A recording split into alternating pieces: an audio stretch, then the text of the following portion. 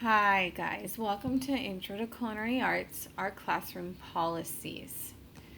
Pay close attention to this PowerPoint and know that you can find it in your Google Classrooms if you need to refer back to it to complete the assignment that goes along with it. So I'm Miss Apodaca and I'll be teaching your Intro to Culinary Arts, and hopefully we'll get through enough this semester that when we get back on January, we'll be able to jump straight into cooking. So the first thing I want you guys to do is watch this video.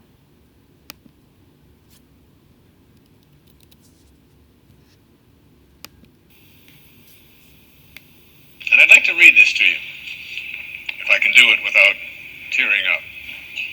There's a story many years ago of an elementary school teacher. Her name was Mrs. Thompson. As she stood in front of her fifth grade class on the very first day of school, she told the children a lie. Like most teachers, she looked at her students and said that she loved them all the same. But that was impossible because there in the front row, slumped in his seat, was a little boy named Teddy Stoddard. Mrs. Thompson had watched Teddy the year before and noticed that he didn't play well with the other children, that his clothes were messy, and that he constantly needed a bath. Teddy could be unpleasant. It got to the point where Mrs. Thompson would actually take delight in marking his papers with a broad red pen and making bold X's and then putting a big F at the top of his papers. At the school where Mrs. Thompson taught, she was required to review each child's past records, and she put Teddy's off until last. However, when she reviewed his file, she was in for a surprise. Teddy's first grade teacher wrote, "Teddy's a bright child with a ready laugh. He does his work neatly, and he has good manners. He's a joy to be around." His second grade teacher wrote, "Teddy's an excellent student, well liked by his classmates. But he's troubled because his mother has a terminal illness, and life at home must be a struggle." His third grade teacher wrote, "His mother's death has been hard on him. He tries to do his best, but his father doesn't show much interest, and his home life will soon affect him if steps aren't taken." Teddy's fourth grade teacher wrote, "Teddy's withdrawn and doesn't show up much interest in school. He doesn't have many friends, and sometimes he even sleeps in class." By now, Mrs. Thompson realized the problem, and she was ashamed of herself. She felt even worse when her students brought her Christmas presents wrapped in beautiful ribbons and bright paper, except for Teddy's. His present was clumsily wrapped in heavy brown paper that he got from the grocery bag. Mrs. Thompson took pains to open it in the middle of the other presents. Some of the children started to laugh when she found a rhinestone bracelet with some of the stones missing and a bottle that was 1/4 full of perfume. But she stifled her children's laughter when she exclaimed how pretty the bracelet was, putting it on and dabbing some of the perfume on her wrist. Teddy Stoddard stayed after school that day just long enough to say, "Mrs. Thompson, today you smell just like my mom used to." After the children left, she cried for at least an hour. On the very day... Okay, I want for you guys to take a minute and think about what that story was about. Think about who the characters were in that story. Think about what happened in that story, how the teacher felt about that kid, how the other kids felt about that kid, and how that kid was being treated at school, as well as how that kid Teddy was behaving at school. Think about all the outside things that were happening to Teddy in his life that made him behave in certain ways at school, that made him look a certain way at school. And think about how those things impacted other kids in the way they treated Teddy. And then we're going to go into the directions for our assignment.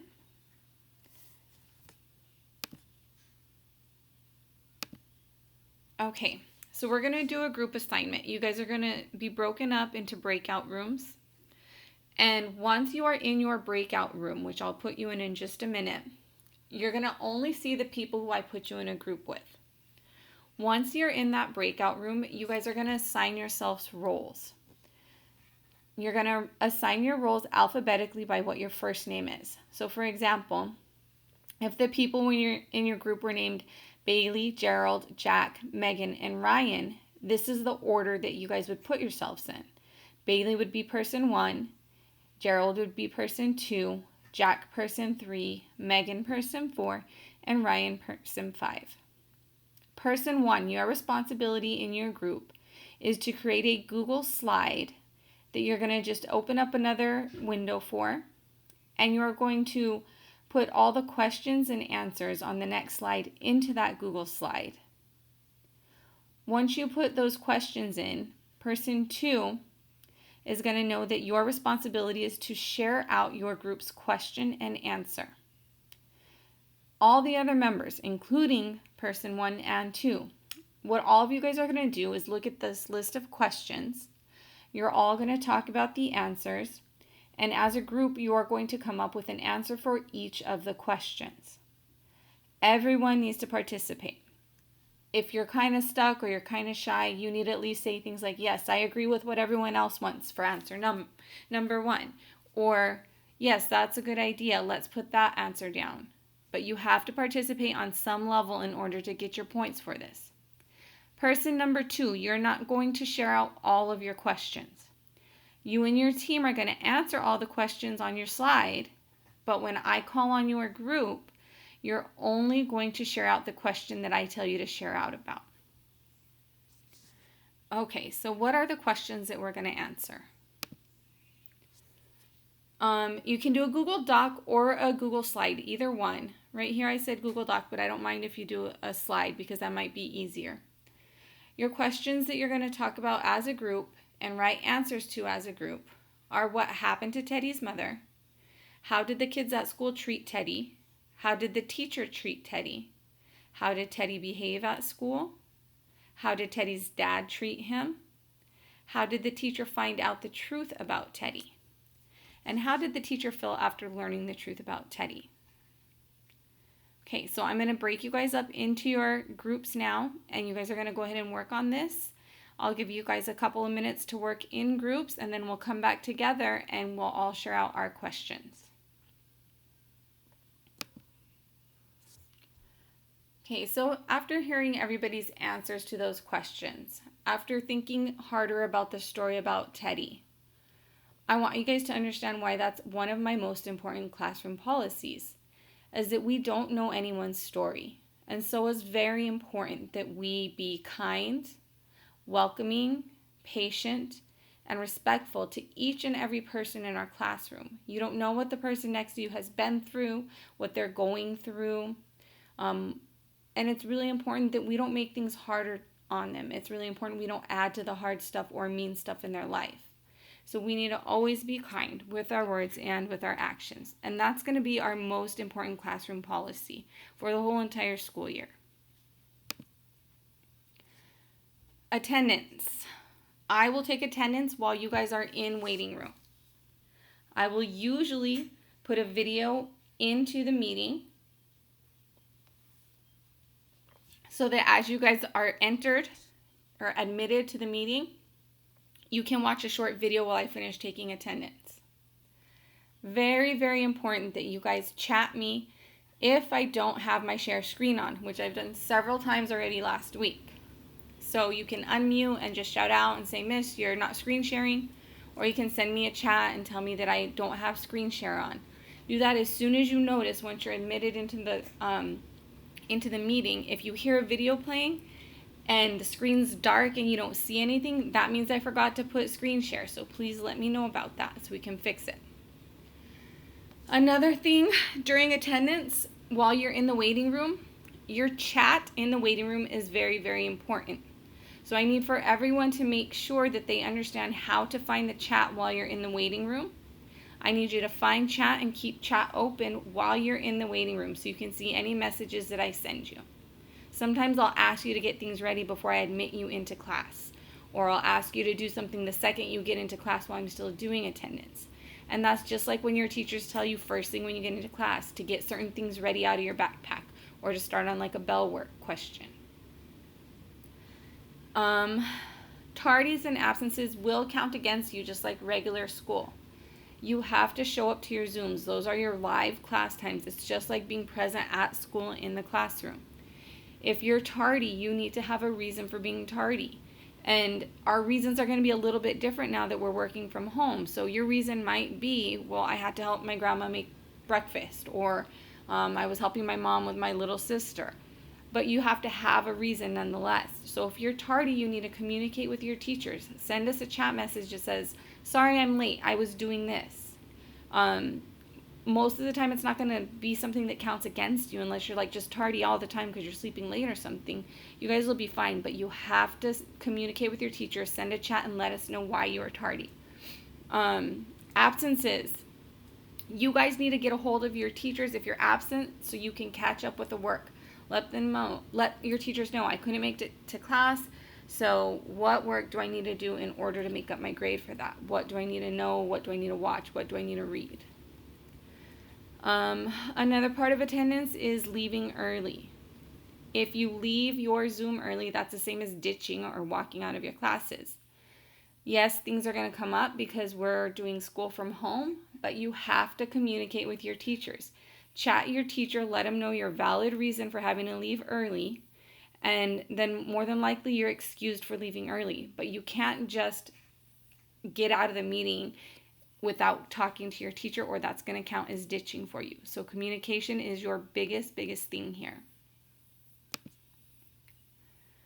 Cameras and mics. For culinary arts, I want cameras on as much as possible. And what that means is even if you're a little uncomfortable, cameras on. I know it's hard for us, but it's really important for us to get that sense of classroom community, to be able to see each other. So as often as possible, I want cameras on. What would qualify as something that's good for you to have cameras off? I don't know. Maybe there's other people in the background that don't want to be on camera. Maybe you're doing your chores while you're Zooming with us, and so you're there scrubbing dishes or whatever, folding laundry, cleaning the bathroom, so you don't want your camera on while you're doing your chores. Things like that are valid reasons not to have your camera on. But just being uncomfortable on camera is not a really good reason. We're all uncomfortable. We're all learning to get used to it. And the best way to get used to things is to do it over and over and over again. Mic's on. I want us to have real conversations as often as possible. We need to get as used to talking on camera and over Zoom as we possibly can. We've got a whole 5 months of this semester where we need to practice this and get used to this. A lot of your teachers are giving you your points based on what you say live. That's going to be your participation. So it's really important that you get comfortable with chatting and talking out loud on your camera. When is it a good time to have mics off? If you have crazy ruckus going on in the background and someone's presenting, whether it's me, like right now, a PowerPoint, or one of your classmates presenting. If you've got crazy ruckus going on, mute your mics. But if it's just like a regular conversation, like we're in class and I'm sharing stuff and I'm asking for answers back, go ahead and stay unmuted and shout out your answers just like you would in a regular classroom. If for some reason you have to have your mic or camera off for an extended period of time, that means more than like 2 or 3 minutes, 4 or 5 minutes out of class, send me a chat. Say, Miss, this is what's going on, so I'm going to have my camera off today. Or, Miss, I'm going to need my camera off for 20 minutes because I got to finish doing this. Same with the mics. Communication is how you guys are going to save your grades during this distance learning, because we need a way to know that you are still participating and paying attention. Even if we can't see you or hear you, we need you to communicate with us so that we can trust that you guys are keeping up. Okay, more on participation.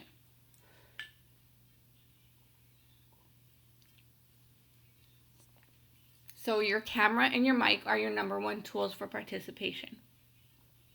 But you guys do have some other tools that you can use to count for participation. Participation is going to be included in most of your grades this school year. Ways that you can show in my class that you're participating is through your camera, through your mic, through your reactions. I know that on your Chromebooks from school, your reactions are a little bit more limited, but you still have access to reactions. I know everyone can do raise hand, and we can see the raise hand show up on your little square that has your face. I know that when we go into participants, We have an option of other reactions that I can see every time someone puts them on. I can see it on the participants list. So there's reactions that count for participation. Talking. Yes, guys, that's 3 smiley faces. This is my favorite form of participation for you guys. And I know it's tough and it's embarrassing to hear yourself talk on camera. It's awkward, but it is the best way to communicate. It is the fastest way for us to get information back and forth. It's the easiest way for us to have a real conversation about certain topics. So I really want you guys to practice talking on camera, practice talking on our Zooms, so that we can get comfortable with that form of participation. The main thing is the activity that you have during class is going to better your grade. The more participation, the more activity you have. Do reactions. Every time a teacher says, give me a coffee cup if you thought that was a great meal. Okay, participate. If you didn't think it was, give me an X. You need to make a selection and react, because that's how we're able to judge your engagement in class. It's very different from a live classroom. More on participation. Things that you should not do during your Zooms. Do not be texting with your friends, TikToking with your friends, or using your cell phone in any other way that's distracting during your Zooms. It's just like real class, where you need to pay attention to what the teacher's teaching you, what information you're getting, what your assignments are. And if you have your cell phone out, that's rude. That's not participation.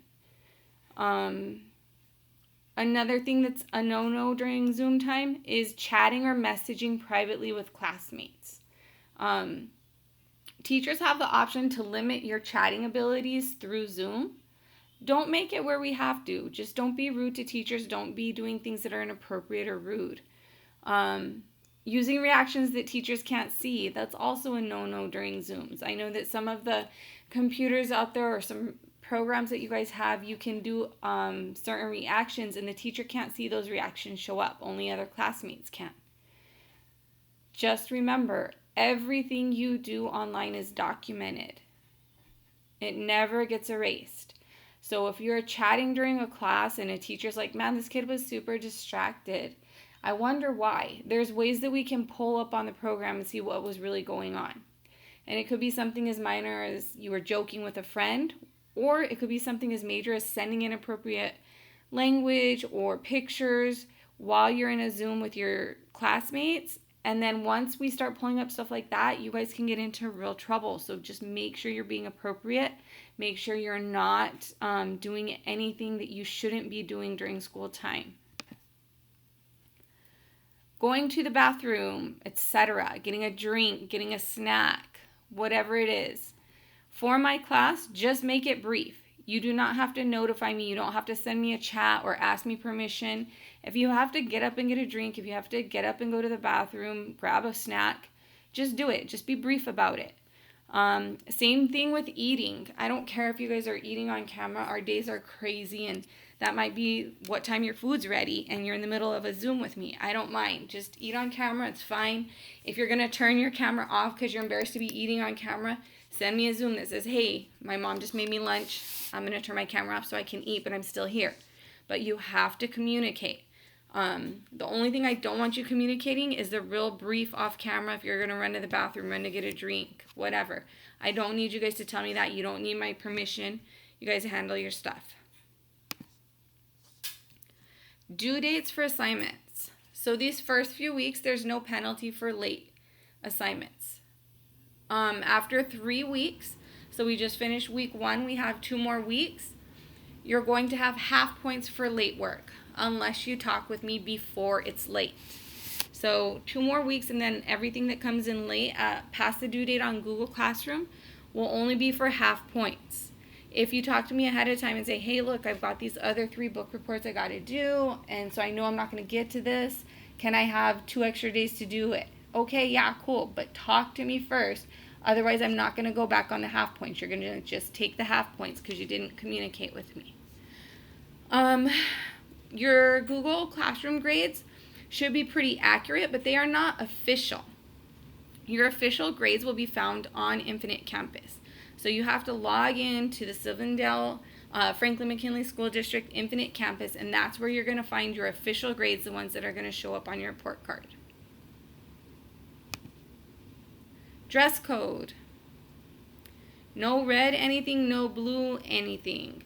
Our school is still being very, very strict about gang colors, and so we need you guys to not be wearing gang colors while you're doing your Zooms. You guys can still get in the same trouble for dressing like that on camera as you would in school. On that same note of dress code, make sure that you guys are covering your body. Don't be inappropriately dressed on the video chats, okay? I know that we're at home and we're all going to be a little bit more comfortable, but just make sure that you guys aren't wearing gang things or like shirts that have like drugs or beer or anything like that on it, and make sure that your body's covered up appropriately. Okay, last, communication. For urgent messages and during the school day, Remind is going to be your best tool. I keep that open all day long on a separate screen, and I check it periodically through the day. So for important things that you want me to get quickly, and it's during the school day where I'm going to have it open all day, Remind is probably your best tool. While we're in our Zoom, so it's our class time and we're in a Zoom together, your best tool to talk to me is to chat or to do the raise hand emoji, or just unmute and be like, I have a question, or did you know about this? Questions or comments. While we're in a Zoom chat or while we're in a Zoom meeting, talking out loud is very, very, very appropriate. I do not mind you guys talking and asking me questions. I appreciate it. I want you guys talking during our Zooms. If your communication is about an assignment, you can put the question or comment right in Google Classroom on the specific assignment it's about. If it's about an announcement on Google Classroom, you can do it on the announcement thread. If you have something you need to talk about that's non-urgent or it's after school hours, email is a good tool. I check my emails first thing in the morning before I log in to take attendance and stuff. So say it's in the evening and there's just something general you are wondering about, not about a specific assignment, maybe about something about the way school works or something, the way grades go out, you can email me those questions or comments. And again, I just want to remind you guys, appropriate language and topics always, whether you're communicating with me or your friends on any of these platforms, nothing is ever erased forever. So even if you delete it, there's always something that can be traced and brought back up on the internet. The internet never forgets. So whatever you delete can always still be brought back up. So do not be inappropriate. Please be safe. Please take care of yourselves and don't get yourselves into a bad situation. Okay, that's the end of our classroom policies. Let's go ahead and give you guys the assignment.